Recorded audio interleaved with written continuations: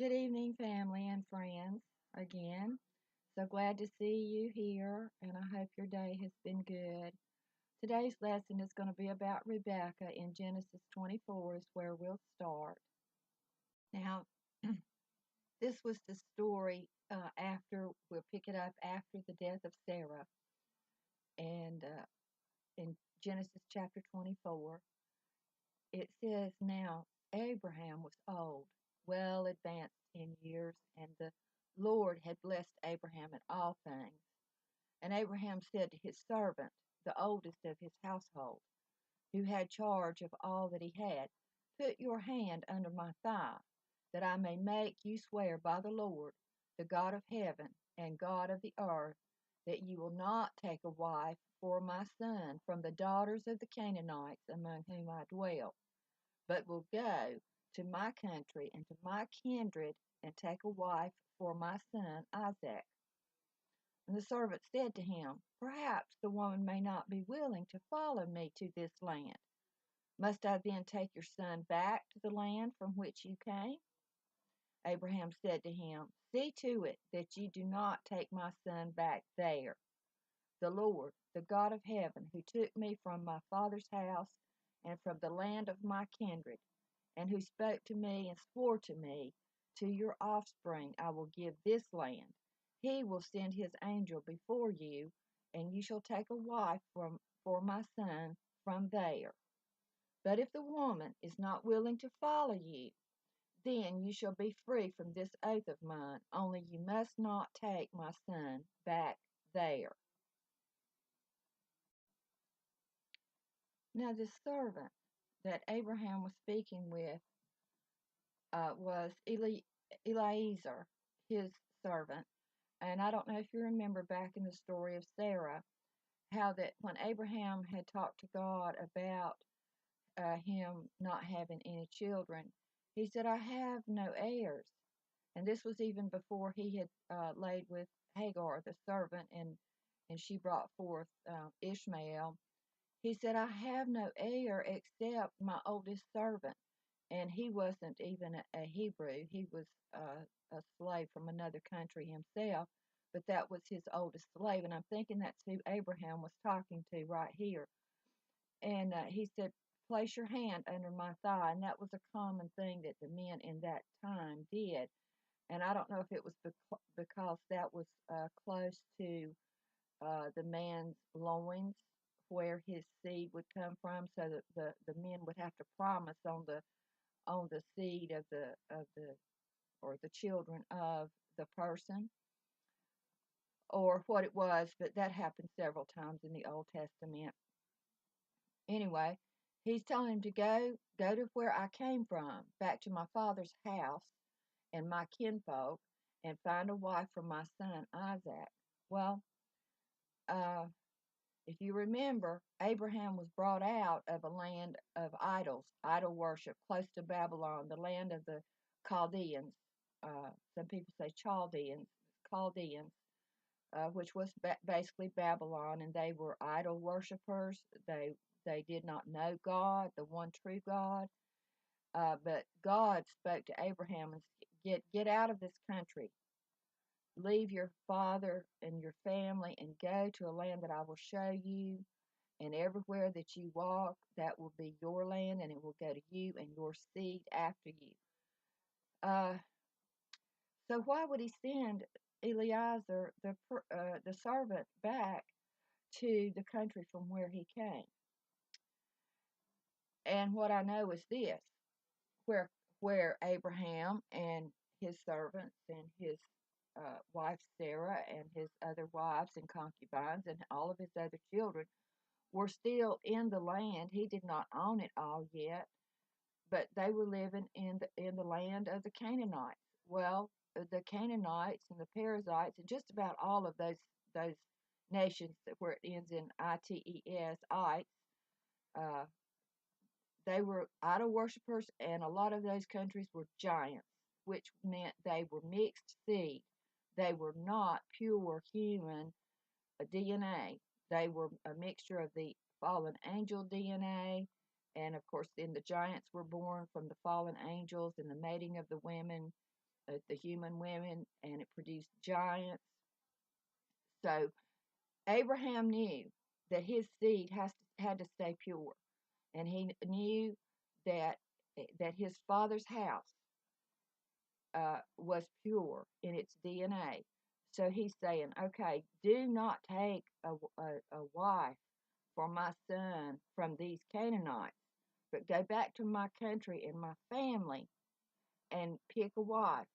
The Lord will go before you and help you to find a woman that is still pure in seed, that will be willing to come back and be wife to my son Isaac. But whatever you do, do not take him back to that country, because see, he knew what Babylon was. He knew that those people still worshipped idols, that they had satanic rituals, and that they had no fear and love of God. But he knew that their blood was pure human. Okay, so that's those few verses, and we'll continue in a moment. Okay, so let's get back to reading it. Verse 9.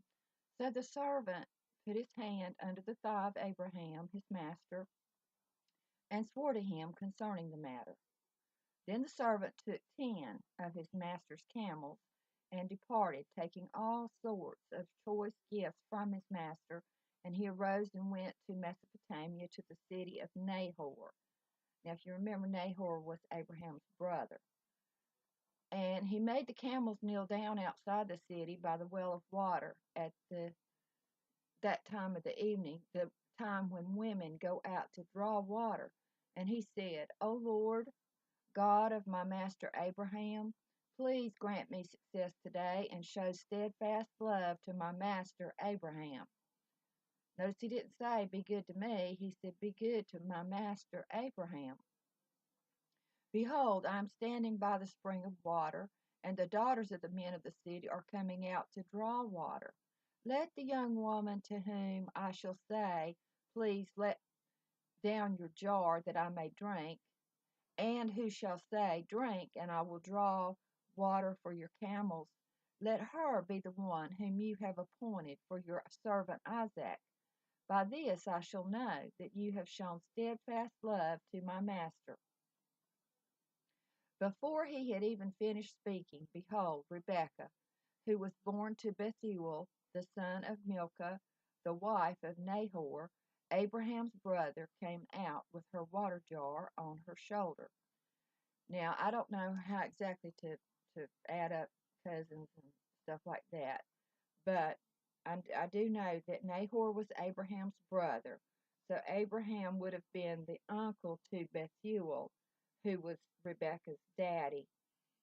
And so I'm thinking that Isaac and Rebekah were like second cousins. I may be wrong because I don't know exactly how that works. But anyway, I'm thinking second cousins. But anyway, before he had even finished speaking, here comes Rebekah out to with a jug to get water for the household. Okay? The young woman, verse 16, the young woman was very attractive in appearance, a maiden whom no man had known. She went down to the spring and filled her jar and came up. Well, then the servant ran to meet her and said, please give me a little water to drink from your jar. And she said, drink, my lord. And she quickly let down her jar upon her hand and gave him a drink. When she had finished giving him a drink, she said, I will draw water for your camels also until they have finished drinking. Now, that was exactly the prayer that the servant had prayed. God, let the woman who you have chosen offer me something to drink, give me to drink, and then offer to water my camels for me. And she did just that. So she quickly emptied her jar into the trough and ran again to the well to draw water, and she drew for all of his camels. The man gazed at her in silence to learn whether the Lord had prospered his journey or not. When the camels had finished drinking, the man took a gold ring weighing a half shekel and 2 bracelets for her arms weighing 10 gold shekels. And he said, please tell me whose daughter you are. Is there room in your father's house for us to spend the night? And she said to him, I am the daughter of Bethuel, the son of Milcah, whom she bore to Nahor. She added, We have plenty of both straw and fodder and room to spend the night. Well, I know he was about on shouting ground right there, because that exactly fulfilled the prayer that he had prayed. Okay, I want to go back up to verse 20 and 21 for just a moment, and talk about, it says, she quickly emptied her jar into the trough and ran again to the well to draw water, and she drew for all his camels. And the man gazed at her in silence to learn whether the Lord had prospered his journey or not.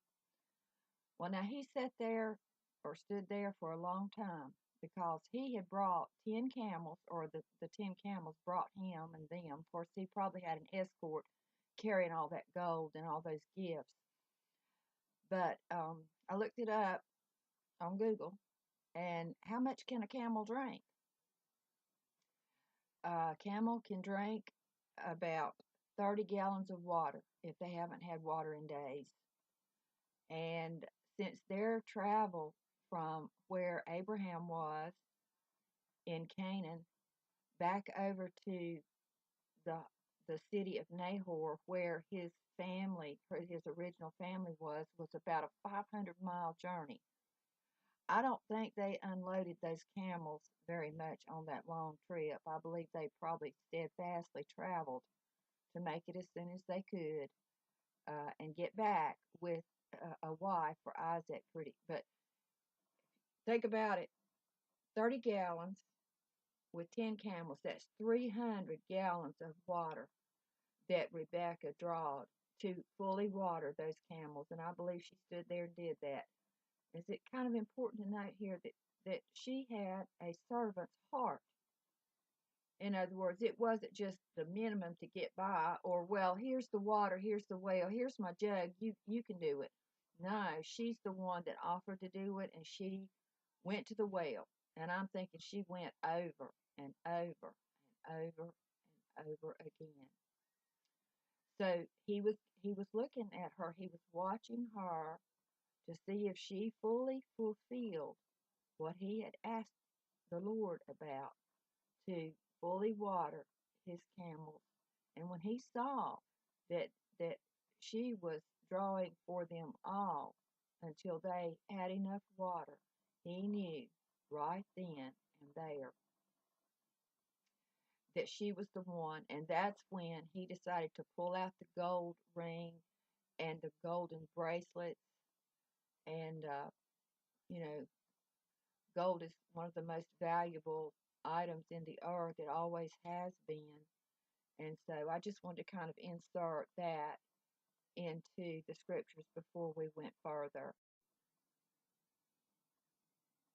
Okay, so in verse 20, um, verse 25, Rebekah had said, We have plenty of both straw and fodder and room to spend the night. She didn't go run and ask her family, is it okay? Um, she just said, We have room, we have food, and we have room for you to spend the night. Now, she didn't know this man. It was a common practice back then of people to show hospitality and kindness to strangers in a lot of instances. Abraham did. You know, when he saw the three men coming off in the distance, and then they came by the tent where he was sitting, and he said, Come, sit down. Let me prepare food for you. Rest a while, and then you can go your way." And so that was a very common thing. And so here she's saying, "We have plenty of both straw and fodder and room to spend the night." Verse 26, the man, the servant Eliezer, bowed his head and worshipped the Lord, and said, "Blessed be the Lord, the God of my master Abraham, who has not forsaken his steadfast love and his faithfulness toward my master. As for me, the Lord has led me in the way to the house of my master's kinsman." Then the young woman ran and told her mother's household about all these things. Now, if they were anything like uh, Abraham, they were still living in tents. So Abraham had a tent, and Sarah had a tent, and probably Hagar and Ishmael had their own tent. And so in the city, they're calling it a city. I don't know if they actually had houses or were still in tents, but it was a group of people, probably that whole entire family and all the children and grandchildren and uncles and nephews and nieces and everything in that place. But she went and told her mother's household about all these things. And Rebekah had a brother whose name was Laban. I'm in verse 29. Laban ran out toward the man to the spring.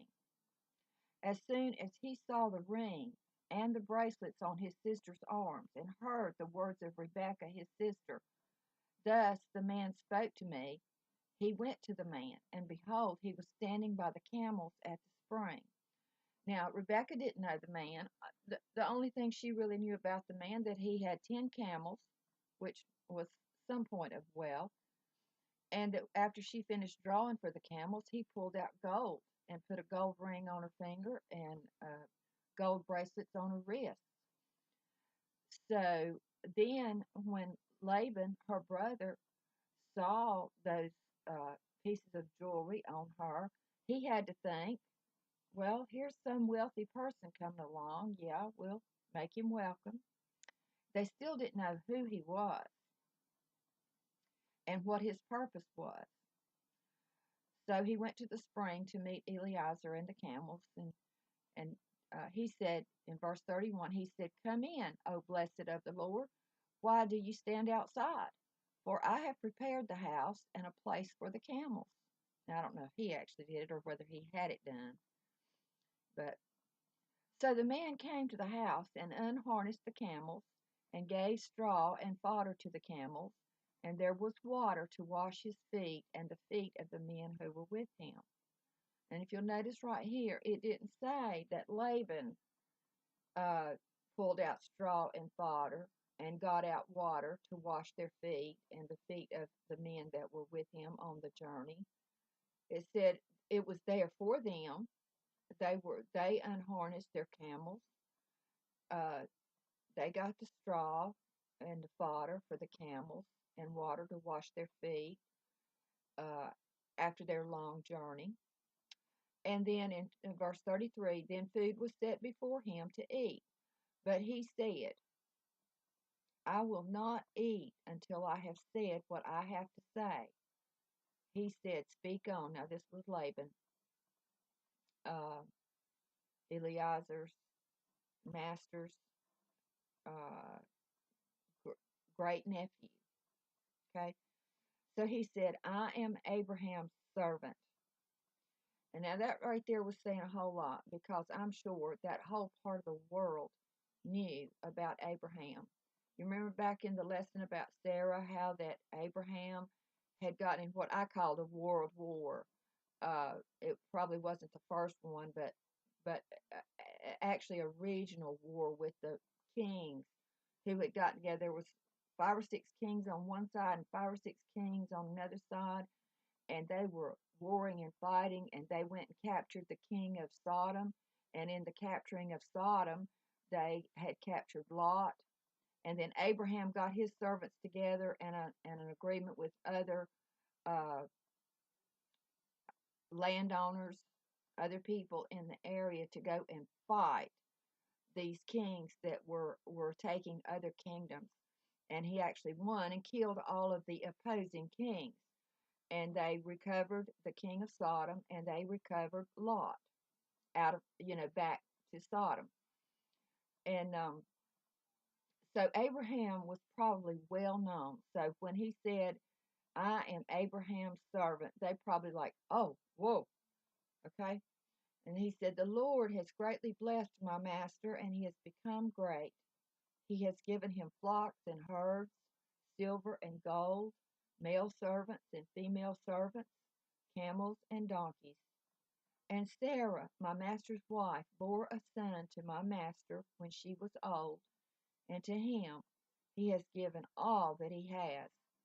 He didn't mention a name yet, but he did note that Abraham had a son, and that he was this was the indication that it was a son of his old age, because if Sarah was old, Abraham was old. And he said Abraham has given everything that he owns to his son, everything that he has.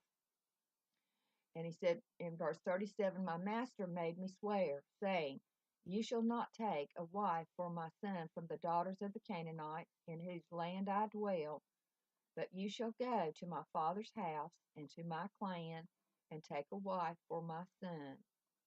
And I said to my master, perhaps the woman will not follow me.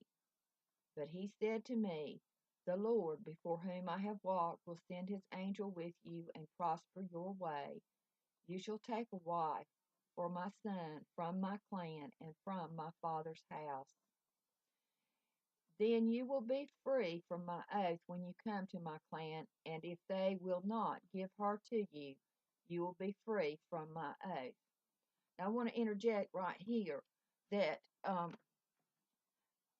Isaac, if you remember, I think we mentioned it in the Sarah video, that when Sarah died, Isaac was about 36 or 37 years old. And this episode right here was probably, I'm thinking, a couple of years after that. And so Isaac basically was still mourning at the loss of his mother, Sarah. I know we grieve a long time when our mothers pass away, when our daddies pass away, grandpas and grandmas. So basically, Isaac was still probably in great mourning for his mother, Sarah. But anyway, um, he said, Abraham said, if you will not give this woman who the Lord has picked to me, you'll be free from the oath. Verse 42. I came today to the spring and said, O Lord, the God of my master Abraham, if now you are prospering the way that I go, behold, I'm standing by the spring of water. Let the virgin who comes out to draw water, to whom I shall say, please give me a little water from your jar to drink, and who will say to me, drink, and I will draw for your camels also, let her be the woman whom the Lord has appointed for my master's son. Before I had finished speaking in my heart, behold, Rebekah came out with her water jar on her shoulder, and she went down to the spring and drew water. And I said to her, please let me drink. She quickly let down her jar from her shoulder and said, drink, and I will give your camels drink also. So I drank, and she gave the camels drink also. Then I asked her, whose daughter are you? She said, the daughter of Bethuel, Nahor's son, whom Milcah bore to him. So I put the ring on her nose and the bracelets on her arms. Then I bowed my head and worshipped the Lord, and blessed the Lord, the God of my master Abraham, who had led me by the right way to take the daughter of my master's kinsman for his son. Now then, if you're going to show steadfast love and faithfulness to my master, tell me, and if not, tell me, that I may turn to the right hand or to the left. Okay, we're stopping right here at verse 49 to kind of go back and draw a couple of conclusions. This version, it's the English Standard Version. It says right here that it was a nose ring that he gave her, not a ring for her finger. I'm not sure. I know customs in the different countries were different, so, and there's different translations. So I don't know if it was a nose ring or a ring for her finger, but that's really not of great importance. Uh, it could have been a nose ring. And also, how did Eliezer know that she was a virgin? It said no man had known her, and that was very common. And I'm thinking that they had a certain dress code, that there were certain clothing items or certain ways they wore their hair, or certain things that let anyone know who looked at them that they were either a married woman, a virgin who had never known a man, or a woman who had been um, corrupted or raped or whatever. I don't know that for sure, but I know in some countries, even today, that happens. That there are certain dress codes and certain ways that they wear their hair or certain coverings that they use that lets uh, everyone know what is the position of this woman, what is the state of this woman. Is she taken? Is she not taken? Is she worth having? Is she not worth having? Okay? So basically, at the end right here, the servant was saying, okay, so if you will consider uh, letting Rebekah come back to my master's land and be the wife to his son, tell me. Tell me yes or tell me no. That's all I need to know. Okay? And he says, if you tell me no, then I'll know whether to turn to the left hand or the right hand. I'll know where to go next. Verse 50. Then Laban and Bethuel answered and said, the thing has come from the Lord. We cannot speak to you bad or good. Behold, Rebekah is before you. Take her and go, and let her be the wife of your master's son, as the Lord has spoken. When Abraham's servant heard their words, he bowed himself to the earth before the Lord. And the servant brought out jewelry of silver and of gold, and garments, and gave them to Rebekah. He also gave to her brother and to her mother costly ornaments. And he and the men who were with him ate and drank, and they spent the night there. When they arose in the morning, he said, send me away to my master.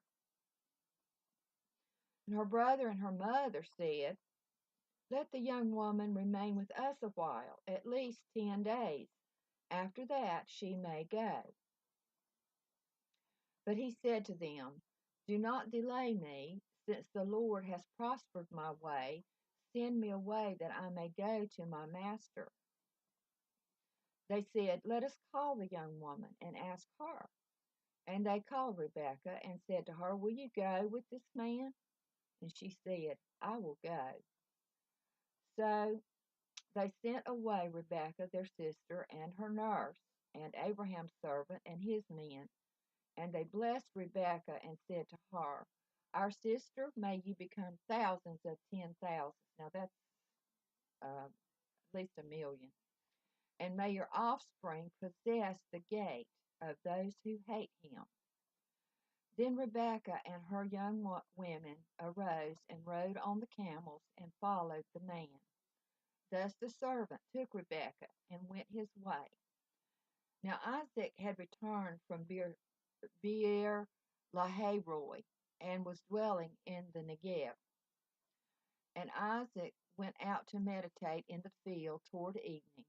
And he lifted up his eyes, and he saw, behold, there were camels coming. And Rebekah lifted up her eyes, and when she saw Isaac, she dismounted from the camel and said to the servant, who is that man walking in the field to meet us? And the servant said, it is my master.